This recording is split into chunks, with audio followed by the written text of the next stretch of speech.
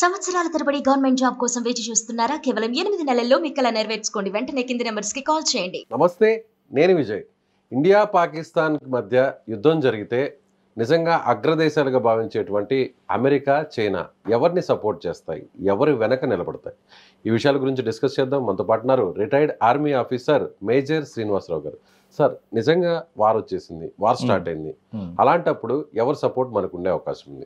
అయితే రీసెంట్ గా Trump statement చూస్తే చాలా అనుమానాలు కలుగుతున్నాయి. అవునండి. సో పాకిస్తాన్, ఇండియా నాకు సరిసమానం, కాశ్మీర్ ఇష్యూ అనేది ఇప్పటిది కాదు, ఎన్నో వందల సంవత్సరాల నుంచి నడుస్తుంది అని అంటున్నారు. సో అమెరికా సపోర్ట్ మనకు ఉంటుందని నిన్న మొన్నటి వరకు భావించాం, కానీ ట్రంప్ స్టేట్మెంట్ చూస్తే మారిపోయింది. ఇది మనం ముందుగానే ప్రెడిక్ట్ చేసామండి. ట్రంప్ స్టేట్మెంట్ ఇమీడియట్ గా భారతదేశం మీద ఇలా అటాక్ జరిగింది, అక్కడ ఉన్నటువంటి టూరిస్టుల మీద అటాక్ జరిగింది అనగానే ఆయన ఒక స్టేట్మెంట్ అన్నాడండి, ఈ ఇన్సిడెంట్ పట్ల నేను ప్రగాఢ సానుభూతిని తెలియజేస్తున్నాను అన్నాడు తప్ప నేను ఇండియాకి సపోర్ట్ చేస్తున్నాను అనేటువంటి మాట రాలేదు. అంటే ఆ ఇష్యూని మాత్రమే ఆయన వ్యతిరేకించారు. దానికి జస్ట్ ఆయన ప్రగాఢ సానుభూతిని తెలియజేశాడు తప్ప ఆయన ఇండియా వైపు ఉన్నాడా, నేను ఇండియాని సపోర్ట్ చేస్తున్నానా, పాకిస్తాన్ సపోర్ట్ చేస్తున్నా అని అప్పుడే ఆయన స్టేట్మెంట్ ఇచ్చినప్పుడు గోడ మీద పిల్లిలాగా ఆయన స్టేట్మెంట్ ఇవ్వడం జరిగిందండి. అండ్ సెకండ్ థింగ్, ఇక్కడ అమెరికా అధ్యక్షుడిగా అతన్ని మనం ట్రంప్ని చూసే కన్నా ఒక బిజినెస్ మ్యాన్ గా చూడాలండి. అతని నేచరే ఒక బిజినెస్ మ్యాన్, ఆయన బ్యాక్గ్రౌండ్ కూడా బిజినెస్ బ్యాక్గ్రౌండ్ నుంచి వచ్చినటువంటి వ్యక్తి అండి. కాబట్టి ఇప్పుడు ఆయన ఇచ్చినటువంటి స్టేట్మెంట్ ఎలా ఉంది అంటే, ఇప్పుడు భారతదేశం గనక నన్ను ఆయుధ సహకారం గనక కోరినట్లయితే నేను వాళ్ళతో బిజినెస్ చేస్తాను, అలాగని చెప్పి ఇప్పుడు పాకిస్తాన్ కనుక కోరుకున్నది అంటే పాకిస్తాన్కి కూడా చేస్తాను. అయితే పాకిస్తాన్ ఏంటంటే వాళ్ళకి తిండి తిప్పలు లేకపోయినా సరే వాళ్ళ కంప్లీట్ బడ్జెట్ అంతా కూడా డిఫెన్స్ వైపు పెట్టుకుంటున్నారండి. తెలుసండి, Pakistan is also good buyer అని చెప్పేసి తెలుసండి. So he made very diplomatic statement. అదే మీరు చూడండి, ఇటు ఫ్రాన్స్ కానీ లేకపోతే బ్రిటన్ కానీ వాళ్ళు ఏమన్నారు, ఈ ఇన్సిడెంట్లో భారత్ ఎటువంటి నిర్ణయం తీసుకున్నా సరే మేము భారత్ని సపోర్ట్ చేస్తామని ఖచ్చితంగా నిర్ద్వందంగా వాళ్ళు సపోర్ట్ తెలియచేశారు. ట్రంప్ ఆ విషయం చెప్పలేదండి. ట్రంప్ ఆ విషయం చెప్పలేదు.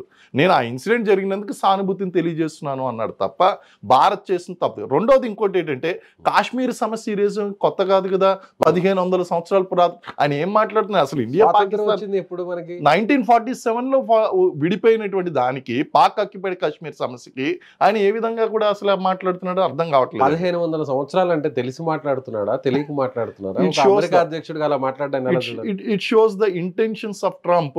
ఆయన అవుట్ రైట్ గా ఇండియాని సపోర్ట్ చేయడం లేదు అన్న విషయం మనం గ్రహించాలండి. ఇక్కడ అఫ్ కోర్స్ కొంతవరకు ఆయన ఆయుధ సహకారం చేస్తాడు, యాజ్ ఎ బిజినెస్ మ్యాన్ ఆయన చేస్తాడు, డిప్లొమాటిక్ గా అన్నందుకు చేస్తాడండి. సెకండ్, చైనా విషయం దగ్గరికి వచ్చేసరికి చైనా ఏముంటుందండి, మనకి ఈవెన్ ఈ మధ్యన ఎప్పుడైతే మనకి అమెరికాతో ట్రేడ్ వార్ అనేటువంటి స్టార్ట్ అయిందో దానికి భారతదేశం యొక్క సహకారం కనిపించింది కాబట్టి మన రాష్ట్రపతికి లెటర్ రాయడం జింపింగ్ రాసి, మీరు మన ఆసియా అనేటువంటిది మనం ఒక ఆసియాగా మనం పోరాడాలి, ఈ దేశాలుగా కాదు ఒక ఖండంగా పోరాడాలి, కాబట్టి మీరు మాకు సపోర్ట్ చేయండి అన్నాడు. గతంలో ఎన్నోసార్లు నమ్మేవాడి, హిందీ చీనీ బాయ్ బాయ్ అన్నాడు. హిందీ చీనీ బాయ్ బాయ్ అన్నప్పుడు మనం నిజంగానే ఎటువంటి వార్ ప్రిపరేషన్స్ చేసుకోలేదు, వాళ్ళు వల్లించినటువంటి ఆ యొక్క శాంతి మంత్రాలను మనం నిజంగా నమ్మిన తర్వాత చైనా అటాక్ చేసుకుంటూ వచ్చింది. అంటే ట్రంప్ ఏ విధంగా అయితే అన్ప్రెడిక్టబుల్లో చైనా కూడా అన్ప్రెడిక్టబుల్, జింపింగ్ కూడా మోస్ట్ అన్ప్రెడిక్టబుల్ అండి. మనకు ఇప్పుడు భారతదేశం వైపు చైనా వీళ్ళు చేశారు కదా అని చెప్పేసి అంటే it might be A part of war strategy. వాళ్ళు డైరెక్ట్ గా పాకిస్తాన్ కి సపోర్ట్ చేయొచ్చు. చైనా ఆల్రెడీ ఇప్పుడు పాకిస్తాన్ కి ప్రెజెంట్ సపోర్ట్ చేస్తుంది, ఫైనాన్షియల్ గా వాళ్ళకి నిధులు ఇవ్వడం అన్ని, అలాగే అక్కడ వాళ్ళకి సంబంధించినట్టు కొన్ని స్థావరాలను కూడా ఏర్పాటు చేసుకోవడం, ఇదంతా కూడా ఇండియాని టార్గెట్ చేస్తూనే పాకిస్తాన్ కి డైరెక్ట్ గా కూడా సపోర్ట్ చేస్తుంది. శత్రు మనకు మిత్రుడు అనేటువంటి రూల్ 40 పాటిస్తుంది. మరి అలాంటప్పుడు ఎప్పుడైతే చైనా పాకిస్తాన్ క్లోజ్ అయిందో అప్పుడు అమెరికా పాకిస్తాన్ కట్ చేసి మనకు దగ్గర అవుతుంది అనేటువంటి అభిప్రాయం వస్తుంది కదా. వస్తుందని, కానీ వీడు బిజినెస్ చేస్తున్నారు కదండి. ఇప్పుడు ట్రంప్ అనే ఆ వ్యక్తి అయిన బిజినెస్ చేస్తున్నాడు. నువ్వు ఏమన్నా ఆయుధాలు కొంటే నీకు ఇస్తాను, నువ్వు కొంటే నీకు ఇస్తాను. Is doing business. America is having its own economic problem అండి. అతనికి ఇప్పుడు ట్రంప్ ఇన్ని రకాలుగా మన భారతీయ విద్యార్థుల మీద లేకపోతే మన ఉద్యోగాల మీద పడ్డానికి గల కారణం ఏంటంటే, అమెరికాలో ఉన్నటువంటి ఎవరికి బయట ప్రపంచానికి తెలియనటువంటి విషయం ఏంటంటే American economy is at problem.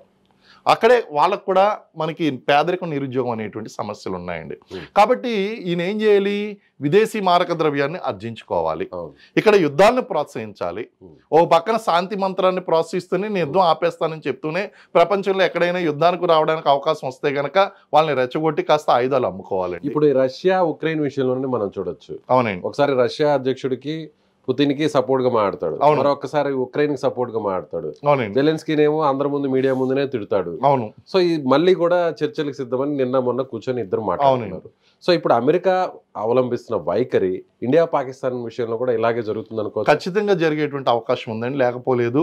కాబట్టి మనం ఇటు పూర్తిగా అమెరికాను నమ్ముకుని మనం యుద్ధంలో దిగలేము, అలాగే చైనాను నమ్ముకుని మనం అసలు నమ్మే పరిస్థితులు లేదు. కాబట్టి చైనా కూడా మనకి డైరెక్ట్ గా ఉన్న శత్రువే కదా. అవునండి, బార్డర్ ని షేర్ చేసుకుంటున్న శత్రువే కదా. అవునండి. కాబట్టి మనం ఏం చేయాలండి, ఇటు France, Britain, middle east countries, Saudi Arabia and other middle east countries అండి, అలాగే ఇజ్రాయెల్ చూడండి ఆల్రెడీ 25 మొసాద్ ఎక్స్పర్ట్స్ ని కాశ్మీర్ లో దించిందండి. కాశ్మీర్లో టెక్నాలజికల్ ఆల్రెడీ దించేసిందండి. 25 మొసాద్ నుంచి their strongest intelligence agency Mossad నుంచి టెక్నాలజికల్ వార్ఫేర్ లో మన టెక్నాలజీని అప్గ్రేడ్ చేసుకోవడం కోసం ఏ విధంగా వెళ్ళాలన్నది 25 మందిని ఆల్రెడీ కాశ్మీర్ లో దించింది. సో ఇజ్రాయెల్ సపోర్ట్ అయితే అవుట్ రైట్ గా భారతదేశానికి టెక్నాలజీలో ఇజ్రాయెల్ మించినటువంటి దేశం ఏది లేదంటారు. లేదండి, లేదు. సో అలాగే యాంటీ మిసైల్ సిస్టమ్ అంతా కూడా ఇజ్రాయెల్ దగ్గర చాలా స్ట్రాంగ్ గా ఉంది, చాలా స్ట్రాంగ్ ఉంది. వార్ డోమ్ అంటారు కదా. అవును. సో అలాంటి సిస్టమ్ ఏదైనా మనకు సహకారం అందించే అవకాశం ఉందంటారు. దాని మీద వర్కౌట్ అవుతుంది. ఇప్పుడు వాళ్ళందరినీ కూడా తీసుకురావడానికి ఇటువంటివన్నీ కూడా చేయడానికి మనకు ఉన్నటువంటి బిగ్గెస్ట్ థ్రెట్ ఏంటంటే అన్ఆర్మ్డ్ ఎయిర్ క్రాఫ్ట్స్, డ్రోన్ వార్ఫేర్ అండి. ఇవన్నీ కూడా చాలా ప్రాబ్లమ్స్ ఉన్నాయి. కాబట్టి వీటి గురించి ఆల్రెడీ మనకి ఇజ్రాయెల్ సహకారం అందిస్తుంది. అలాగే ఇప్పుడు ఇంకొక చిన్న మధ్యలో ఇంటరప్షన్, ఇప్పుడు వార్ పరంగా చూస్తే, సైనికుల పరంగా లేదంటే టెక్నాలజీ పరంగా, ఆర్మ్స్ పరంగా చూస్తే ప్రపంచంలో స్ట్రాంగెస్ట్ గా ఉన్నటువంటి కంట్రీస్ ఏంటి? ఈ కంట్రీస్ లో ఎవరి సపోర్ట్ ఎవరికి ఉండే అవకాశం ఉంది?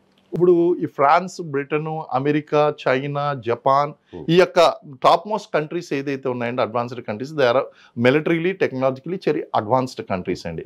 అందులో మనకి ఒక అమెరికా ఇద్దరికి సపోర్ట్ చేస్తుందండి. మిగిలినటువంటి రష్యా కూడా ఈవెన్ మనకే సపోర్ట్ చేస్తాను అని చెప్పిందండి. ఈవెన్ రష్యా కూడా. సో ఆల్వేస్ రష్యా ఎప్పటి నుంచో మనకి ఉన్నది. మధ్యలో పాకిస్తాన్ కి ఏదో కొంచెం అవడం జరిగినప్పటికీ small again we could able to gain their confidence. ఇవన్నీ కూడా ఆ విధంగా కనుక చూసుకుంటే మ్యాక్సిమం సపోర్ట్ మనకి ఇండియా వైపే ఉందండి. పాకిస్తాన్ వైపు వెళ్ళగలిగితే గనక అవుట్ రైట్ గా చైనాకి వెళ్ళేటువంటి అవకాశం ఉంది, చైనాకి.